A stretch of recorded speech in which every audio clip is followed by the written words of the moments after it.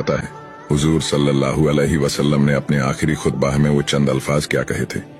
आए लोगों सुनो, मैं शायद अब तुम्हारे बीच ज्यादा वक्त तक नहीं रहूंगा। जो भूखे हैं उन्हें वही खाना खिलाना जो तुम खुद खाना पसंद करते हो।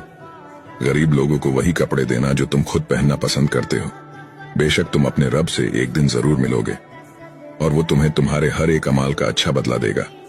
और जो यहाँ मौजूद है वो ये बातें ध्यान से सुने और जो मौजूद नहीं है वो ये बातें उन तक पहुंचाए। तुम सभी एक आदम की औलाद हो और तुम में से बेहतरीन शख्स वो है जो अपने रब के बताए हुए रास्ते पर चलेगा। और अपने दिलों से एक दूसरे के लिए किना निकाल दो और कयामत तक तुम्हें इस बात का ख्याल रहना चाहिए कि एक मुसलमान दूसरे मुसलमान का भाई है और सभी का एक दूसरे पर हक है। और फरमाया रसूलुल्लाह सल्लल्लाहु अलैहि वसल्लम ने, वो चेहरा नूर से रोशन हो जो मेरी कही हुई हदीस सुने और वो दूसरों तक पहुंचाए। सुभान अल्लाह।